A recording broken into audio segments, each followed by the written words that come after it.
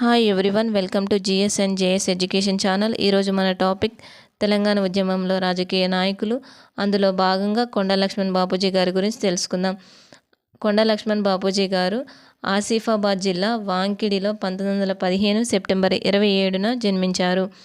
ఆసిఫాబాద్ పాత పేరు జిల్లా జనగం. ఇది ప్రీవియస్ బిట్ ఇంపార్టెంట్. 1941లో గాంధీజీ గారిని కలిశారు. 1942లో క్విట్ ఇండియా ఉద్యమంలో విద్యార్థి దశలో ఉన్నప్పుడే పాల్గొన్నారు. 1947 నుంచి 48 మధ్యకాలంలో జరిగిన తెలంగాణ సాయుధ పోరాటంలో పాల్గొన్న వ్యక్తి. నిజాం రజాకారులకు వ్యతిరేకంగా పోరాటం చేశారు.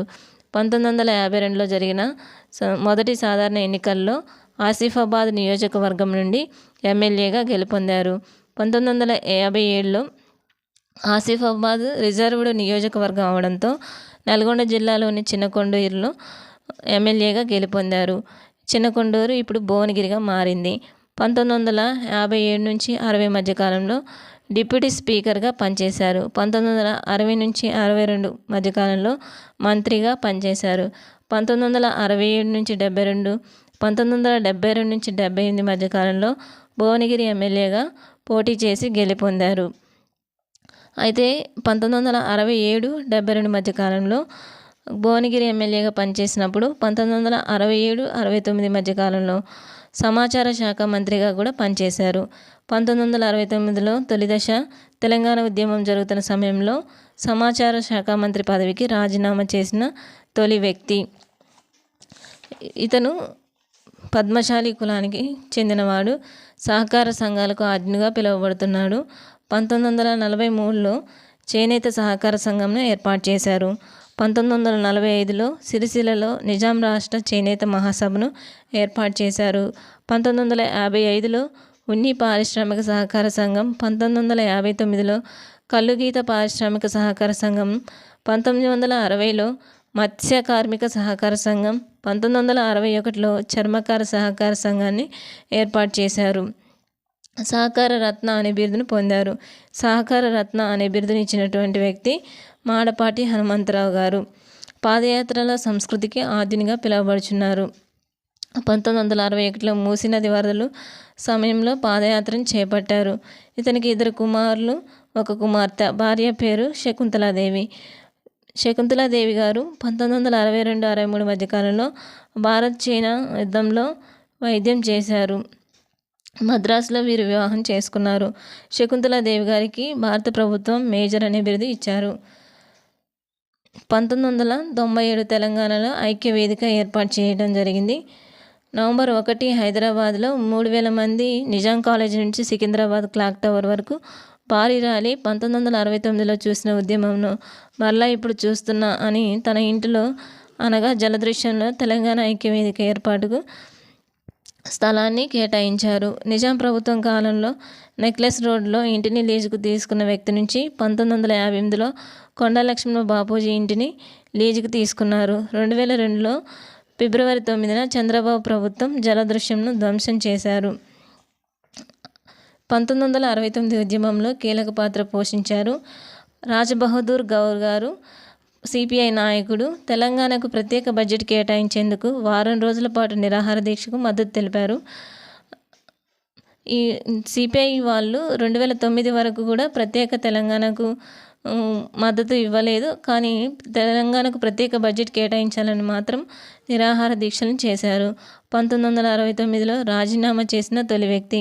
1969 మార్చి 20న సమాచార శాఖ మంత్రి పదవికి రాజీనామా చేశారు. ఇది ప్రీవియస్ బిట్ ఇంపార్టెంట్.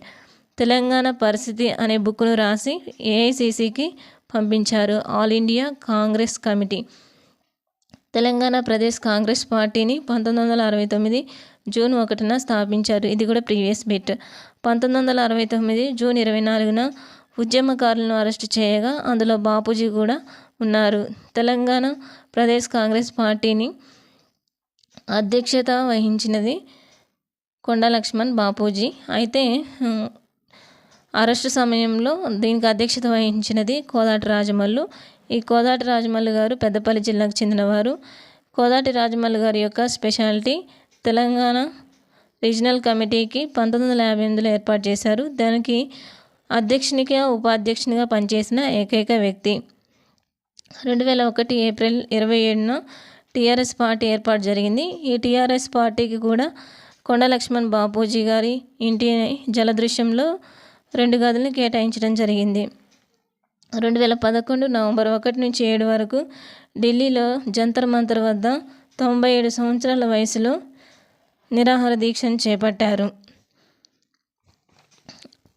అయితే ఇంకా 2001 ఆ సమయంలో 2002లో టీఆర్ఎస్ శిక్షణ కార్యక్రమాలు పోచంపాడు వద్ద జరుగుతుండగా 1934 నాటి కేసును తిరిగి రప్పించి జలదృశ్యంను నేలమట్టం చేసిన సీఎం చంద్రబాబు నాయుడు.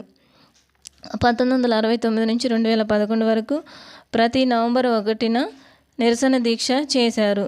అనగా చనిపోయేంత వరకు చేశారు అని చెప్పవచ్చును.